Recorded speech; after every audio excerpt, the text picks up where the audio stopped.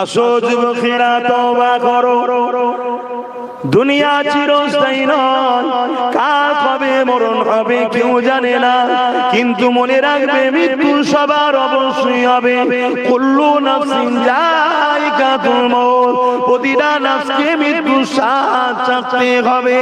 এ যুবকেরা, তরুণীরা, বাপেরা, কবরটা কিরকম হবে? তুমি যদি দুনিয়া জমিনে আল্লাহকে রাজি করে যেতে পারো, নবী পাকের তরিকা সুন্নাহ অনুযায়ী জীবন গড়তে পারো, ন্যায়ের পক্ষে অন্যায়ের বিরুদ্ধে থাকতে পারো, তাহলে কবরটা তোমার জন্য বেহেশতের একটা বাগিচা বানিয়ে দেবে। আর যদি তুমি দুনিয়া জমিনে আল্লাহ নাফরমানি করে নবী পাকের সুন্নাহ ছেড়ে দিয়ে দুনিয়ার লোভ লালসায় অন্যায় অত্যাচার করে বেড়াও, আল্লাহ দ্বীন থেকে মুখ ফিরিয়ে নিয়ে বিজাতিদের অনুসরণ করো, ইসলাম বিদ্বেষীদের কালচার মেনে চলো, অন্য জাতিদের অনুসরণ করে চলো, মনে রাখবে কবরের জমিনে তোমাকে মুসলমান হিসাবে হয়তো জানাজাটা দেওয়া হবে। মিনহা খালাকনাকুম ওয়া বিহা নুঈদুকুম ওয়া মিনহা নুখরিজুকুম তারাতান উখরা বলে মাটি দেওয়া হবে। কিন্তু মনে রাখবে ওই কবরের জমিনটাকে আল্লাহ জাহান্নামের একটা টুকরা করে দেবে, যেখানে 99টা সাপ দেওয়া হবে, একটা সাপের দুটো করে মুখ থাকবে। ওই সাপ যদি দুনিয়ায় নিঃশ্বাস ফেলে এই জমিনে আর কাজ বাজাবে না। এ যুবকেরা, আমি আমার বাপ দাদুর কথা শোনাচ্ছি না, আমি কালামুল্লাহ আল্লাহর কথা শোনাচ্ছি, আমি রাসূলুল্লাহর কথা শোনাচ্ছি। বিশ্বাস যে করে সেই তো ঈমানদার, যে বিশ্বাস করে না সে তো বেঈমান। এ যুবকেরা, তরুণীরা, বাপেরা, এরপরে হলো ময়দানে মাশর। ওই ময়দানে মাশরে আল্লাহ জিজ্ঞাসা করবে, ওরে আমার বান্দা বান্দি রে, তোরা আমার জমিনে আমাকে সিজদা করেছিলিস কি বল? সবাই বলবে করেছিলাম। যারা সিজদা করেছে তারাও বলবে, যারা করেনি তারাও বলবে, কেননা দুনিয়ায় মিথ্যা বলে বলে বলে এত বাস খারাপ হয়ে গেছে। আল্লাহ পাকের কুদরতি ময়দানে মাশরে কেউ মিথ্যা কথা বলবে, ওই জায়গায় আল্লাহ পাক বলবে, তোমরা কেমন ভাবে সিজদা করেছিলে আমাকে একটুখানি দেখাও। ওই সময় যারা দুনিয়ায় সত্যিকারে সিজদা করেছিল, সঙ্গে সঙ্গে তারা আল্লাহু আকবার বলে জমিনে ময়দানে মাশর সিজদায় পড়ে যাবে। কিন্তু এই জমিনে যারা সিজদা করেনি তারা চেষ্টা করবে, কিন্তু মাথা নত করতে পারবে না। এই পিঠে যে মেরুদণ্ডের হাড়টা রয়েছে, এই হাড়কে আল্লাহ পাক স্ট্রেট হওয়ার হুকুম করে দেবে, আর নত করতে পারবে না। এখানেই ধরা পড়ে গেল। আল্লাহ পাক ফেরেশতাদেরকে বলবে, এদেরকে নিয়ে গিয়ে জাহান্নামে নিক্ষেপ করো। জাহান্নাম শুনতে বড় ছোট কথা, কিন্তু মনে রাখবে জাহান্নামীরা পিপাসা যখন পাবে তাদেরকে যে পানটা করানো হবে, জাহান্নামীদেরই শরীরে পচা দুর্গন্ধময় শরীরেরই পচা রক্ত গন্ধ এমন করে পচগুনো টগবগ করে ফুটবে। ওইটাই জাহান্নামের গিলাসে দেওয়া হবে, যেখান থেকে পান করবে সঙ্গে সঙ্গে গলে গলে চলে যাবে, আবার অটোমেটিক গজাবে, আবার পান করবে, আবার অটোমেটিক গজাবে। দুনিয়ায় মৃত্যু আছে, জাহান্নামে কিন্তু মৃত্যু নাই। মনে রাখো যুবক, পরিবর্তন হও, আখিরাতটা বড় কঠিন হবে। এবং দুনিয়া জমিনে যতদিন থাকবে আল্লাহ তোমাকে গোলাম বানিয়ে রাখবে, মালিকানা কখনো তোমরা পাবে না। কিন্তু যারা দুনিয়া জমিনে সংখ্যা কম ছিল, আল্লাহর পক্ষে নবীর পক্ষে ছিল, আল্লাহ পাক তাদেরকে দুনিয়া জমিনে গোলাম বানাইনে আল্লাহ তাদেরকে পৃথিবীর বুকে মালিকানা দিয়েছিল। আরো জোরে বলুন সুবহান।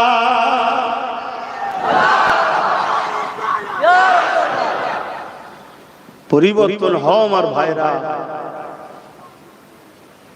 যে মেঘলা ভারতের আকাশে যে কালো মেঘ উঠেছে তোমরা বুঝতে পারছো না, এই মেঘলাতে কি বিষ পানি যে নিক্ষেপ হবে তোমরা এখনো বুঝতে পারছো না। তবে আমি এ বিষয়ে বেশি বলবো না। এসেছিলাম একটা বিষয় আলোচনা করার, কিন্তু সে লাইন তো নাই। বর্তমান ভারতের পরিস্থিতিকে নিয়েই হয়তো আলোচনা করতাম, পরিস্থিতি সেদিকে নাই। তো যাক, আমি এতটুকু বলি, ইসলামের হিস্টরি দেখো, তারিখে হাদিস পড়ো, পরে আব্বাস সিদ্দিকীর কথাটাকে মিলিয়ে দেখো ঠিক বলছি না মিথ্যা বলছি। যেদিন আমাদের সংখ্যা বেশি ছিল সেদিন আমরা দুনিয়ায় লাঞ্ছিতই হয়েছি। যখন আমাদের সংখ্যা কম হয়েছে, অর্থাৎ চিটে উড়ে গিয়ে সলিড ছিল, আল্লাহ সেদিনই কিন্তু তাদের হাতে বিজয়ও দিয়েছে। জোরে বলুন সুবহানাল্লাহ। অতএব ইসলাম কখনো সংখ্যা দিয়ে জেতে নেই, ইসলাম কখনো অস্ত্র দিয়ে জেতে নেই, ইসলাম কখনো ম্যান পাওয়ার দিয়ে জেতে নেই, ইসলাম কখনো মানি পাওয়ার দিয়ে জেতে নেই। ইসলাম যতবার বিজয় ও কামিয়াবি হয়েছে, ইমানদার মুমিন মুসলমানের ইমানের পাওয়ারে আল্লাহর সাহায্যে জিতেছে। জোরে বলুন সুবহানাল্লাহ। আজ আমরা ধ্বংসের কারণ, আমরা নামে তালপুকুর ঘটি ডোবে নেই, আমরা নামে মুসলমান, আমাদের কাজ কাম উঠা বসা চাল চলন কথাবার্তায় ইসলাম পাওয়া যাচ্ছে না। সমাজ নীতি, ধর্ম নীতি, রাজনীতি, এডুকেশন নীতি, পরিবার নীতি, প্রতিবেশ নীতি, রাষ্ট্রনীতি, অর্থনীতি, কোন জায়গাতেই আমাদের রসুল নাই। আমরা ব্যবসা করি, মানুষকে ধোঁকা দিই। ইসলামে ব্যবসা হারাম, যতগুলো পয়সা হবে সম্পূর্ণ পয়সা হারাম। ওই পয়সাকে বিসমিল্লাহ বলে খেলেই কাফের। শুনছেন তো নাকি? শুনছেন? তাহলে আজকে আমরা ধ্বংস হব না তো কারা হবে? এই যে চারিদিকে দেখছি কুপিয়ে কুপিয়ে মারছে, দেখে বড় ব্যথা হচ্ছে না? হ্যাঁ, কিন্তু ভাবতে হবে যে কেন এটা ঘটছে, এটাও ভাবতে হবে। অবশ্যই যারা জুলুম করে তারা সন্ত্রাস, অবশ্যই যারা জুলুম করে তারা মানবতার বিরুদ্ধে, অবশ্যই তাদের শাস্তি পাওনা রয়েছে। কিন্তু এরকম ঘটনাটা কেন ঘটতেছে, এটা আমাদের ঘরে একটুখানি নিজের দিকে একটু ভাবা দরকার।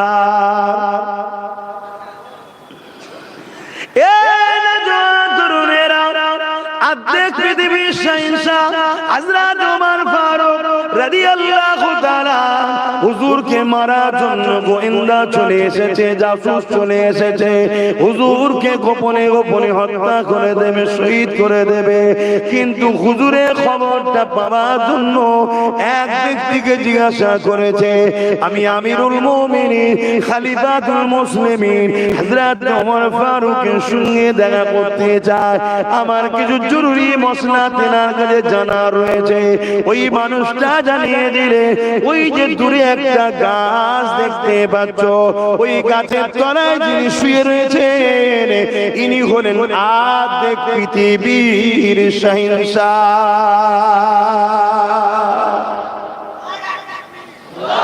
আজকে আমাদের ছোট ছোট ছোট ছোট বড়টা ছাড়ো, ছোট ছোট কোন নেতার ক্ষমতা আছে?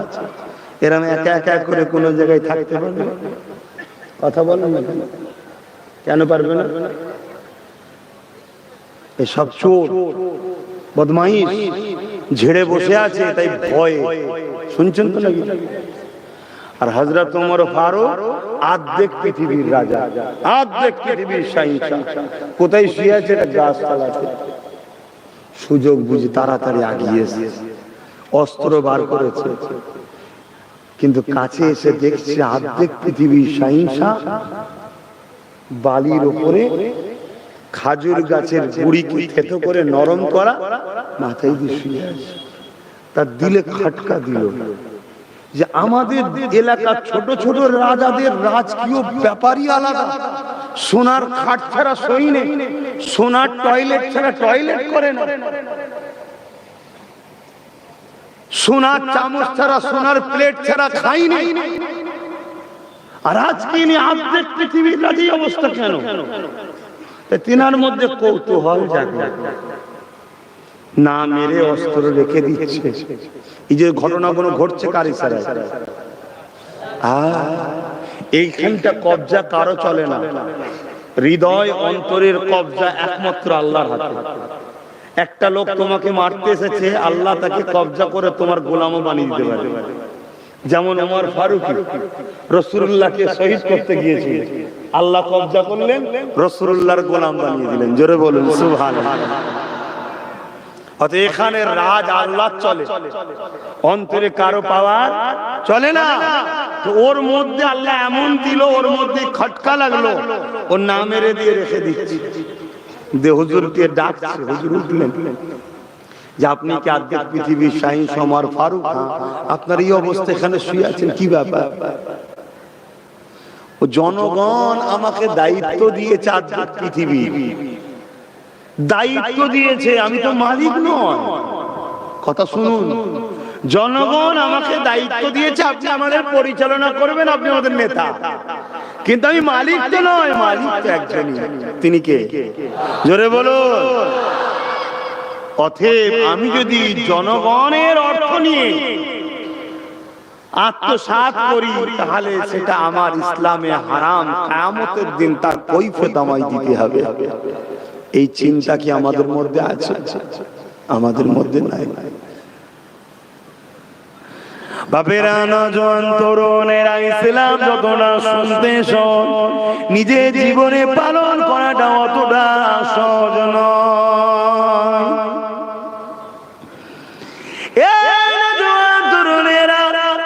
ইসলাম কুনতুম খায়রা উম্মাতিন উখরিজাত লিন-নাসি তা'মুরুনা বিল মারুফ ওয়া তানহাউনা আনিল মুনকার।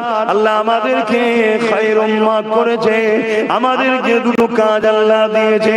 অন্যায়কে মিটাতে হবে, ন্যায়কে প্রতিষ্ঠিত করতে হবে, তবেই তুমি আমি জান্নাত পাবো। নচেত তোমার আমার জন্য জান্নাত নাই। কোন কোম্পানি যদি আপনি কাজ করে, কেউ আপনাকে কিছু কাজ দিয়েছে, সেই কাজটা করে দিলেই তো তবে আপনি তার পরিশ্রমটা পাবেন। ওই কোম্পানিতে ডিউটি করলে তবেই তো আপনাকে পরিশ্রম দেবে বা আপনাকে কোম্পানিতে রাখবে। যদি কাজ না করেন, সে তো আপনাকে বার করে দেবে বা আপনাকে পরিশ্রম দেবে না। আল্লাহ পাক আমাদেরকে দুটো কাজ দিয়েছে। ওরে আমার বান্দা বান্দি রে, আমি আল্লাহ তোকে দুটো হাত দিয়েছি। এই হাত দিয়ে অন্যায়কে রুখবি, এই হাত দিয়ে অন্যায়কে মিটাবি, এই হাত দিয়ে তোরা গরিব অসহায়কে দান করবি, এই হাত দিয়ে তোরা ভালো কাজ করবি, এই হাত দিয়ে তোরা হালাল ইনকাম করবি। এই হাত যদি তোরা অন্যায়ের দিকে খরচ করিস, এই হাত তাহলে আমার জাহান্নামে যাবে। এ বান্দারে, আমি দুটো পা দিয়েছি তোদেরকে, এই পা দুটো দিয়ে তোরা ভালো রাস্তায় যাবি। এই পা তোদেরকে আমি দিয়েছি, এই পা দিয়ে তোরা শয়তানের রাস্তায় যাবি না। আমি আল্লাহ আমি দিয়েছি, আমার রাস্তায় যাবি। এই পা দিয়ে হালাল ইনকামের জন্য যাবি। তোরা যখন হালাল ইনকামের জন্য এই পা দিয়ে হেঁটে হেঁটে যাবি, প্রতিটা কদমে কদমে আমি আল্লাহ নেকি দেব। হালাল ইনকাম করাটাও একটা নেকি। আপনি যদি হালাল ইনকামের জন্য রওনা দেন, ওই অবস্থায় যদি আপনি ইন্তেকাল করেন, আল্লাহ আপনাকে শহীদের দরজা দেবে। জোরে বলুন সুবহানাল্লাহ। শহীদের অনেক কোয়ালিটি আছে ভাই, সব কটা এক শহীদ নয়। আবার উজু হালে কেউ মারা যায়, ইন্তেকাল যদি করে, সেও শহীদ। কথা বুঝে আসছে? তো সেই সম্মান আল্লাহ সম্মানিত করবে কেন? তুমি হালাল রুজির জন্য আল্লাহর রাহে যাচ্ছে, হালাল রুজির তালাশে বেরিয়েছো, ওটা আল্লাহর রাহেই থাকা। তাহলে আল্লাহ পা দিয়েছে, বান্দা তুই এই কদমে হাঁটবি। আমি তোকে প্যারালাইসিস বা জন্মগত ভাবে পঙ্গু করতে পারতাম, কিন্তু আল্লাহ পারে না? পারে না। আর এখনো আল্লাহ পা কেড়ে নিতে পারে না? পারে না। কত জন ছেলে সামান্য একটা কি বিমার হয়েছে, ডাক্তারের কাছে গেছে, পরে পা আস্তে আস্তে অসাড় হয়ে গেছে, আর পাই চলছে না। কেউ বলছে ভুল চিকিৎসা, আমি ভুল দিকে যাব না, আমি এতটুকুতে যাব, তোমাকে যিনি দিয়েছিলেন তিনি কেড়ে নিলেন। পারে না? পারে। আমারটা কাটতে পারে না? পারে না। হ্যাঁ, অতএব আল্লাহ দিয়া পায় আমাদের যুব সমাজ মেলায় যায়। ফাংশনে যাও যুবক, পরিবর্তন হও। নাচ গান ফাংশন, খেলা মেলা, জুয়া, তারপরে শরাবী, চরিত্রহীন, খুনি, ডাকাত, অন্যায়কারী নেতাদের মুখ দেখতে যাও তোমরা এই পা দিয়ে হেঁটে হেঁটে। কিন্তু আল্লাহ দিয়া পা দিয়ে উচিত ছিল তোমাদের মসজিদে যাওয়া। আল্লাহ দিয়া পা দিয়ে উচিত ছিল তোমাদেরকে আলেমের কাছে যাওয়া। আল্লাহ দিয়া পা দিয়ে গরীব, দুঃখী, এতিম, বিধবাকে সাহায্য করার জন্য যাওয়া। আল্লাহ দিয়া পা দিয়ে বাপ মার কাছে যাওয়া, তাদের সঙ্গে কথা বলবো তাই হেঁটে যাওয়া। এটাই উচিত ছিল, হালাল ইনকামের জন্য পা খরচ করে যাওয়া। কিন্তু আজ আমরা কি করছি? পা দিয়ে। মনে রাখবেন, আল্লাহ বা ছাড় দিয়েছে, ছেড়ে দেয়নি। আল্লাহ বা ফেরাউনকেও ছাড় দিয়েছিল, ছেড়ে কিন্তু আল্লাহ দেয়নি। মনে রাখবেন, আল্লাহ বা জবানে কথা দিয়েছে, এই জবানের বাণীকে আল্লাহ বন্ধ করে দিতে পারে। আজ আব্বাস সিদ্দিককে আল্লাহ জবানে কথা দিয়েছে, তাই আপনারা দাওয়াত করে হাজার হাজার মানুষ এসে মুখের দিকে তাকিয়ে বসে আছে। আমি আপনাদেরকে আল্লাহর কথা, নবীর কথা, সত্য কথা, নাই কথা, ইনসাফের কথা শোনাতে পারছি। যদি আমার আল্লাহ আমাকে জবানে ভাষা না দিত, জবানে যদি কথা না দিত, আল্লাহ যদি আমাকে বুবা বানিয়ে দিত, এ যুবকেরা তোমরা আমাকে দাওয়াত করতে না, কেউ এসে আমার কাছে মুখে দিয়ে তাকিয়ে বসে থাকতে না। কত দয়া করেছে আল্লাহ। ঠিক তেমনই তোমাদের আল্লাহ জবানে কথা দিয়েছে, এই কথা দিয়ে তুমি মাকে ডাকছো, এই জবানের কথাই বাপকে ডাকছো, এই জবানের কথাই পরিবার, স্ত্রী, সন্তানকে ডাকছো, এই জবানের কথায় একে অপরের সঙ্গে কথা বলছো। কে তোমাকে দিল? তোমার উচিত সবার বিষয়ে যেমন কথা বললে, যিনি জবানে কথা দিয়েছে সেই আল্লাহু আকবার বলে কেন সিজদায় পড়ে গিয়ে তুমি বললে না সুবহান রাব্বিল আলা, সুবহান রাব্বিল আলা, সুবহান রাব্বিল আলা? এর মানে হলো আপনি সব থেকে বড় পবিত্র, আপনি সব থেকে বড় পবিত্র, আপনি সব থেকে বড় পবিত্র। এ যুবক শুনে রেখে দাও, যখন তুমি আল্লাহ দিয়া জবান দিয়ে আল্লাহ পাককে সব থেকে বড় পবিত্র সিজদায় পড়ে বলো, আমার আল্লাহ ফেরেশতাদেরকে ডেকে ডেকে বলে, ওরে আমার ফেরেশতারে, তোরা বলেছিলি বান্দা বান্দি বানাবে না, ওরা ফিতনা লাগাবে, অশান্তি করবে। দেখ আমার অমুক বান্দা বান্দিটা আমি আল্লাহ আমাকে সিজদায় পড়ে আমার দিয়া জবান দিয়ে আমি আল্লাহ আমার তারিফ প্রশংসা করছে, আমাকে বলছে সব থেকে বড় পবিত্র। অথচ গুনার পূজাকে পাহাড়কে নিয়ে মাথায় করে ও সিজদা দিয়েছে যে আমি আল্লাহ ওর গুনাহকে মাফ করে ও খুব পবিত্র বানিয়ে দিলাম। আরো জোরে বলুন সুবহান।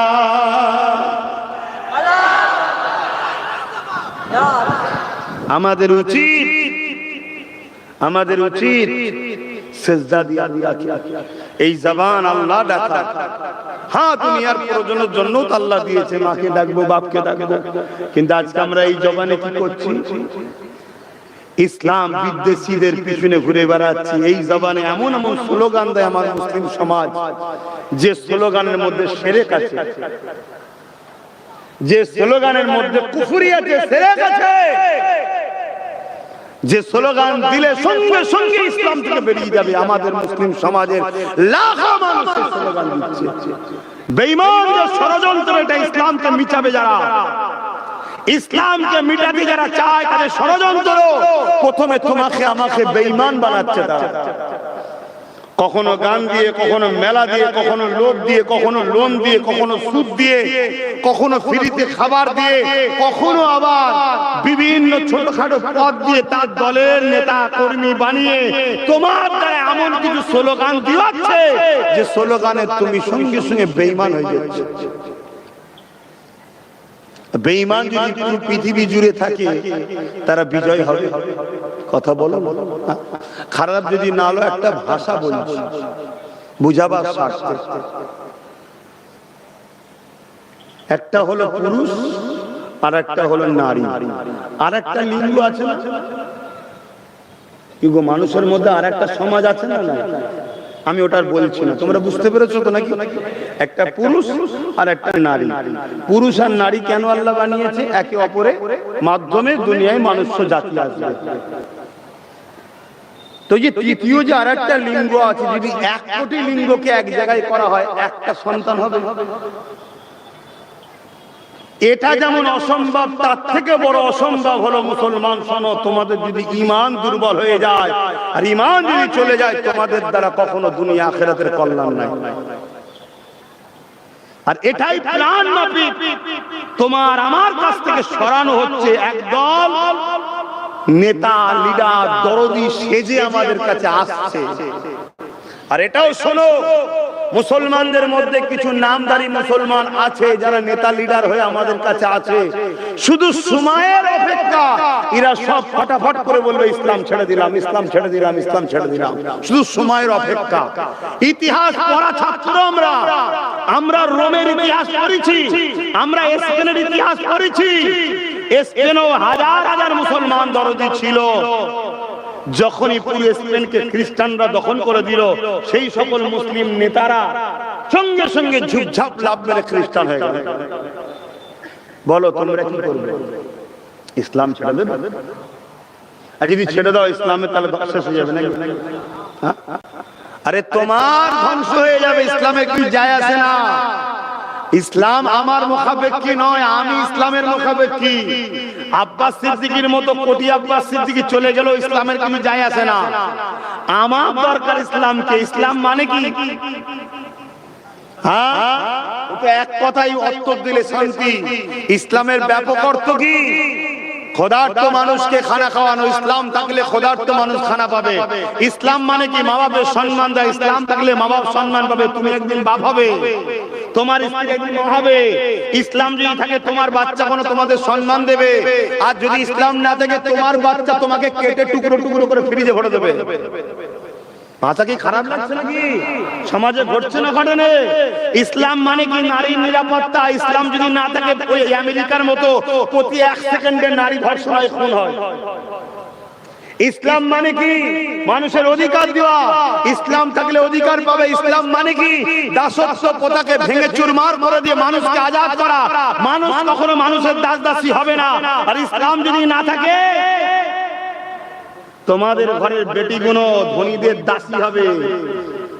ভাষা যদি খারাপ না লাগে, ভোগের পাত্রী হবে। খারাপ লাগে কিছু করার নেই, এটাই ইতিহাস। এটাই ইতিহাস। ভারতবর্ষে ইতিহাস আবার আনতে চাইছে, কিন্তু মনে রাখবে ইসলামই এদের বাধার কারণ হয়েছে। তাই ইসলাম কিনা মিটাতে চাইছে, কিন্তু ইসলাম কোন মায়ের লাল মিটাতে পারেনি আর আগামীতে পারবে না। কিন্তু তোমরা মিটে যাবে যদি ইসলাম থেকে দূরে থাকো। আমরা তো ইসলাম থেকে দূরে আছি, কোথায় কাছে আছি ইসলামের? তোমার আখলাকে, তোমার কথাতে, তোমার উঠাতে 24 ঘন্টা একটা খাতা কলম নিয়ে বসবে যে আজকে 24 ঘন্টার মধ্যে আমি কতটা ইসলামের পক্ষে কাজ করলাম আর কতটা ইসলামের বিরুদ্ধে কাজ করলাম। দেখো, আমার তোমার মনে হয় 100-র মধ্যে 95টা মুসলমান, তার খাতায় হবে 0, আমি ইসলামের পক্ষে ছিলাম, 100% ইসলামের বিরুদ্ধে কাজ করেছি। বোঝো আমার ভাইরা, আমি জানি আপ 10টা পীর সাহেব পীরজাদা, আপ 10টা মুফতি মাওলানা থেকে আব্বাস সিদ্দিকীকে আজকের দিনে যুব সমাজ, বিশেষ করে আমাকে ভাই বোন বাপ মা সবাই আমাকে বেশি ভালোবাসে, আমি জানি। কিন্তু এই ভালোবাসার জন্যই তো তোমাদেরকে রাগ করছি। যে ভালোবাসাটা পিতা হচ্ছে, যদি ভালোবাসো কথা শোনো, একসাথে দুনিয়ায় বাঁচবো, একসাথে আল্লাহর জান্নাতে যাব ইনশাআল্লাহ। তাই তো বুঝাচ্ছি তোমাদেরকে। কিন্তু ভালোবাসো তুমি আমাকে, আর আমি তোমাকে আমার পকেট গরমের মধ্যে শুধু অজ করে চলে গেলাম, তোমাকে আমি বুঝালাম না, তুমি নাজাত পাবে না, তুমি ফেল হয়ে যাবে। কেন? ইসলাম আমার কথা, আমার বাপের কথা, আমার দাদার কথার নাম ইসলাম নয়। ইসলাম হলো হাবিবুল্লাহর কালামুল্লাহ, মুহাম্মদ রাসূল আর আল্লাহর কোরআন। এটা হলো ইসলাম। জোরে বলুন সুবহানাল্লাহ। এবারে এই দুটোকে সামনে রেখে ইমামরা আমাদেরকে সহজ করেছে, সেটা হলো ইজমা ও কিয়াস, ওটা ইসলাম। কিন্তু ওটাও কালামুল্লাহর হাবিবুল্লাহ থেকে বাদ দিয়ে নয়। কথা মাথায় ঢুকছে না, ঢোকে নেই। তোমাকে যদি, তুমি যখন আমায় ভালোবাসো, তাহলে আমারও উচিত তোমাদের ভালোবাসা। তো ভালোবাসাটা কি? ভালোবাসাটা কি বলো? চুলোর ধারে যাওনি, নতুন বউকে বলছি যাতে করে রান্না কালো হয়ে যায়, আর বউ বেরোয় বাইরে ঘুরছে, বউ যে জাহান্নামের আগুনে পুড়বে এটাকে রুকার স্বপ্ন দেখি, এটা ভালোবাসা? এটা তো শুধু নিজের চোখের খোরাক মেটাবার জন্য শুধু ভণ্ডামি করা। প্রকৃত ভালোবাসা কি? যেমন চুলোর কাছে তোমাকে যেতে দিচ্ছি না, আল্লাহর চুলো দুনিয়ার আগুনের থেকেও বড় আগুন জাহান্নাম থেকে বাঁচাবার জন্য তাকে আমি কাট করব। এটা তো প্রকৃত ভালোবাসা। ভালোবাসাটা কি? সন্তান টাকা চেয়েছে, গাড়ি চেয়েছে, বাড়ি চেয়েছে, কিনে দিলাম, আর সন্তান যে আল্লাহর জাহান্নামের খোরাক হচ্ছে তাকে রুখলাম না। এই দুনিয়ার গাড়ি বাড়ি দেওয়াটা ভালোবাসা নয়। প্রকৃত ভালোবাসা হলো জাহান্নাম থেকে বাঁচাবার জন্য যে তোমায় ধরে টানে, সে হলো প্রকৃত তোমার বন্ধু। প্রকৃত বন্ধু তোমার সে। তাই আমি তোমাকে বলবো, কারবার করো, ব্যবসা করো, সব ইসলামের জায়েজ, নিষেধ কিছু নয়। শুধু একটা কথা অনুযায়ী, সেটা হলো কি, মুহাম্মদ রাসূল ছাড়া দ্বিতীয় কেউ মডেল নয়। মুহাম্মদ রাসূল সাল্লাল্লাহু আলাইহি ওয়াসাল্লাম হলেন আমাদের মডেল, তিনাকে অনুসরণ করে করতে হবে। যত বড় পেরেশান থাকো, বলো ইমামে হোসাইন হুজুরের থেকে কি আমাদের মধ্যে কেউ দামি আছে? আমি তো আমার কথা বলছি, তোমাদের হাতে প্রেস্টিজে লাগতে পারে। ইমামে হোসাইন পাক হুজুর যে ঘোড়ায় চাপতো, ওই ঘোড়ার পায়ে যে ধুলোটা লাগতো, ওই ধুলোর মতো আমি পবিত্র হতে পেরেছি কি জানি না। ওটা হোসাইনের ঘোড়ার পায়ে লাগা ধুলো, ওর সম্মান অনেক। শুনছেন তো নাকি? আমি নিজেকে পরিচয় দিচ্ছি, আমি তোমাদের ঘরে জড়াচ্ছি না। সেই ইমামে হোসাইন পাক, তিনি অন্যায়ের বিরুদ্ধে ছিলেন, ন্যায়ের পক্ষে ছিলেন। অন্যায়ের বিরুদ্ধে কারবালার মাঠে দাঁড়িয়েছে, চারিদিক থেকে তীর আসছে, বল্লম আসছে, তরোয়ালের আঘাত আসছে, সবকে ডিফেন্স করছে, ন্যায় প্রতিষ্ঠিত করার জন্য হুজুর লড়াই করছে। ঠিক এমন সময় সীমার মাথায় হাত দিয়ে বসেছে, বড় বড় এজিদের সর্দারগুলো, নেতাগুলো মাথায় হাত দিয়ে বসে গেছে যে হোসাইনকে রুকা সম্ভব নয়, রুকা সম্ভব নয়। কিন্তু হঠাৎ করে ইমাম পাক তরওয়ালকে বন্ধ করে ঘোড়ার পিঠ থেকে নামছে। কে তরওয়ালকে রুকলো? এরকম একটা লড়াইয়ের ময়দানে ইমামে হোসাইন পাক নামাজকে সম্মান করেছে, নামাজের জন্য লড়াই বন্ধ করে দিয়েছে। জোরে বলুন সুবহানাল্লাহ, আরো জোরে বলুন সুবহানাল্লাহ। যে জায়গায় ইমাম হোসাইন পাকের নামাজ ছাড়া শরিয়ত অনুযায়ী জায়েজ ছিল, মসলাই জায়েজ, জান বাঁচানো ফরজ, নামাজও ফরজ, কিন্তু ইমাম পাক বলল না, আমি হলাম লিডার, পুরো বিশ্বের যুব সমাজ আমাকে দেখে ফলো করবে। আমি যদি আজকে যুদ্ধের ময়দানে নামাজ ছেড়ে দিই, এই যুব সমাজ, এ বেরা বলবে নাচার বাহানা দেখাবে। কেউ বলবে বাচ্চা কাপড়ে পিশাব করেছে, কেউ বলবে পেটে খিদে লেগেছে, কেউ বলবে রুজির ইনকাম করতে হবে, বাহানা দেখাবে। আরে হোসাইন যিনি জান্নাতের সার্টিফিকেট দুনিয়া থেকে পেয়েছে, তিনি যদি লড়াইয়ের ময়দানে নামাজ না ছেড়ে থাকে, তুমি আব্বাস সিদ্দিকী কোথাকারের কে, আর তোমরাই বা কোথাকারের কে? ইচ্ছা করে নামাজ ছেড়ে দাও, বলো কৈফিয়ত দিতে হবে না আল্লাহর কাছে? শুনছো আমার যুবকরা? বলো আল্লাহকে সাক্ষী রেখে পরিবর্তনের কথা দিলে আসছে না আসে? আল্লাহকে সাক্ষী রেখে বলো আল্লাহকে সেজদা দেওয়া দরকার আছে না নাই? বলো পরিবর্তন কারা কারা হওয়ার জন্য আল্লাহর কাছে তওবা করার ইচ্ছা আছে? কার কার দিল চাইছে হাত তুলে দেখাও যে আমি ভুল করেছি, আমি ভুল করেছি, আল্লাহ তুমি আমায় ক্ষমা করে দাও। বলো আল্লাহ আপনি আমার নামাজ পড়ার তৌফিক দেন। সবাই মুখ দিয়ে বলেন, আল্লাহ আমরা ভুল করেছি, আপনি আমাদেরকে উপযুক্ত নামাজ পড়ার তৌফিক দান করেন। বলুন আমি। এই জায়গাতেও যদি কেউ হাত না তোলে, তার বিষয়ে আর কিছু বলার থাকতে পারে? তবে হ্যাঁ, দুঃখের সাথে বলতে হয়, এ সমাজ আবার কিছু ভণ্ড বাবা বেরিয়েছে, কিছু ভণ্ড বাবা বেরিয়েছে, এরা শয়তানের চেলা। আরে যেখানে মুহাম্মদ সাল্লাল্লাহু আলাইহি সাল্লাম তিনি নামাজ ছাড়েন, তুমি কে লড়ছে? হ্যাঁ, কিছু বাবা বেরিয়েছে, নামাজ পড়ে না, মুরিদকেও নামাজ পড়তে বলে না, বলে নামাজ নাকি দিলে দিলে হয়। শয়তানকে খেতে দিবি না, বলবি দিলে দিলে খা, দিলে দিলে খা। আজকে আমরা নামাজ থেকে কত দূরে সরে গেলাম, আল্লাহ আমাদের উপরে নারাজ হয়ে গেল। এইরকম সময় দেখেছি আবার ভণ্ড মেয়েদের মতো বড় বড় চুল রাখে, পার্সোনাল মেয়েদের দিয়ে, আর বাকি বলছি না, গুজুর গুজুর গুজুর গুজুর, যেগুলো অন্য ধর্মের মধ্যে পাওয়া যেত। আমি কাউকে ব্যক্তিগত আঘাত করছি না, অন্য ধর্মের দাবিদার করে কিছু লোকেরা বদমাইশি করত। আজকে ইসলামের লেবাস দিয়ে মুসলমান সেজে, আর আমরাও কত অশিক্ষিত যে আমাদের বোনকে, আমাদের মাকে, আমাদের বেটিদেরকে পার্সোনাল ভাবে তার কাছে পাঠায়। লানত জাতির উপরে, এই জন্যই তো হচ্ছে। এখনো সাবধান হন, মাপকাঠি শরিয়াতের কোন পীর পীরজাদা মুফতি মাওলানা নয়, শরিয়াতের মাপকাঠি হলো কিতাবুল্লাহর হাবিবুল্লাহ। আমরা অনেক সহজে ধর্ম পেয়েছি, তাই ধর্মের উপরে গুরুত্ব নাই। আইয়ামে জাহিলিয়াতের যুগটা কেমন ছিল? নিজের বাপ নিজের বেটিকে জ্যান্ত পুঁতে দিত।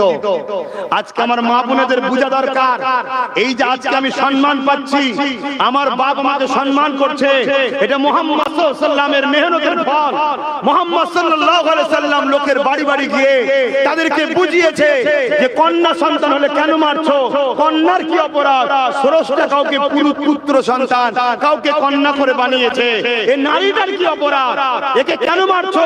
উপরন্তু আমি মুহাম্মদ রাসূল বলছি, কারো ঘরে যদি কন্যা সন্তান হয়, এর মানে ওই বাপকে জান্নাতের সুসংবাদ দিল। জোরে বলুন সুবহানাল্লাহ।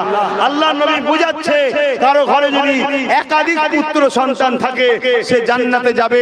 এই সার্টিফিকেট আমি রাসূল দিতে পারছি না, এই বিষয়ে আল্লাহ আমাকে জানায়নি, তবে আল্লাহ জানিয়েছে, কারো ঘরে যদি পরপর 3টে কন্যা সন্তান হয়, ওই বাপ যদি 3টে কন্যা সন্তানকে খোদার খুশি মতো খোদার রাস্তায় চালিয়ে বিবাহ দিয়ে দিতে পারে, ওই 3 কন্যার বাবা আর আমি রাসূলুল্লাহ আগুন তুলে দেখিয়েছে, যেমন পাশাপাশি আল্লাহর জান্নাতে পাশাপাশি থাকবো। জোরে বলুন সুবহানাল্লাহ।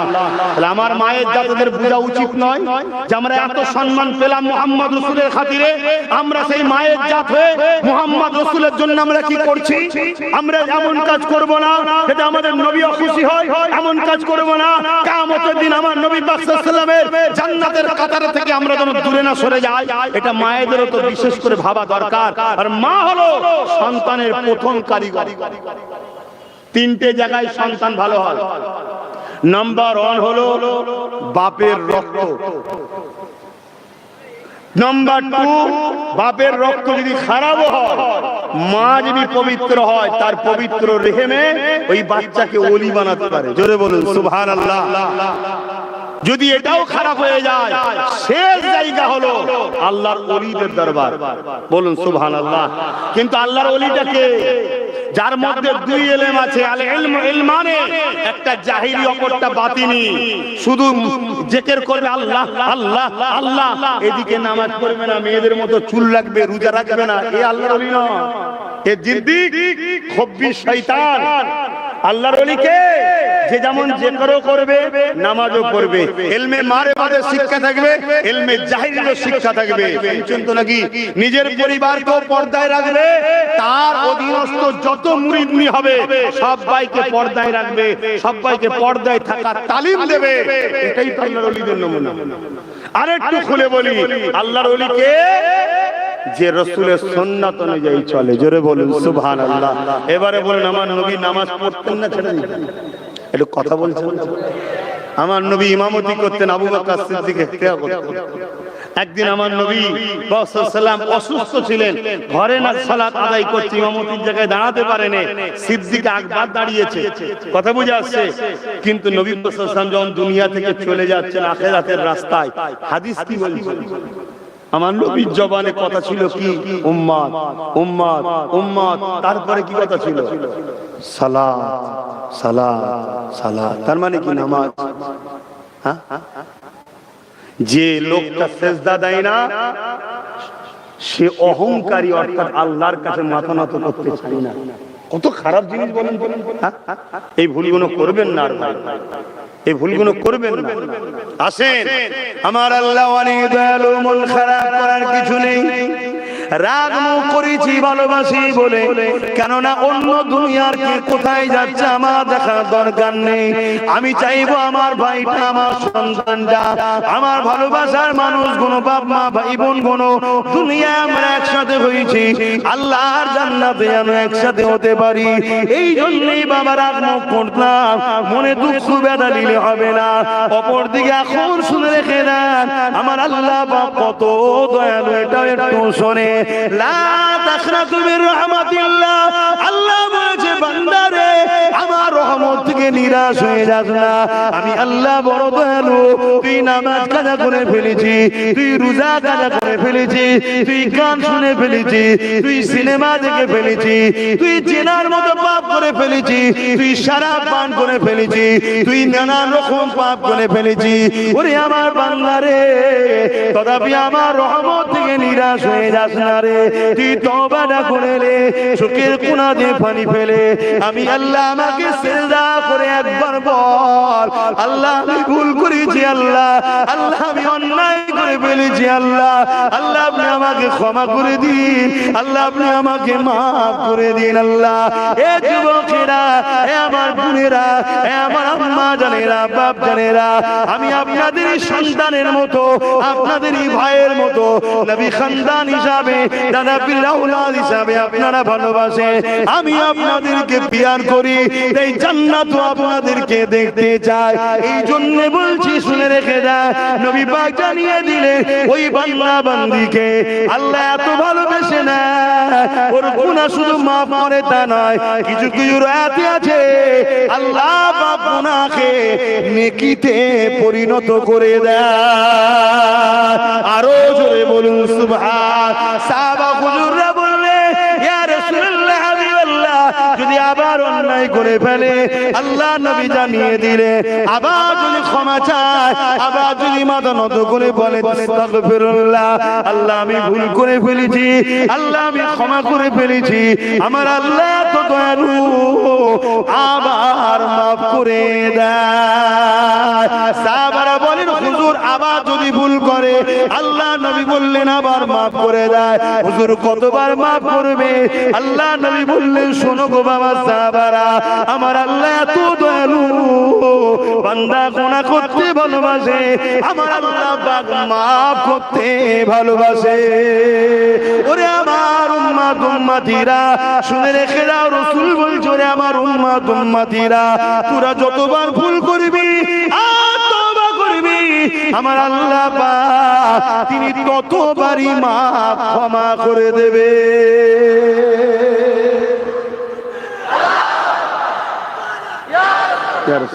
এই যে জিনিসটা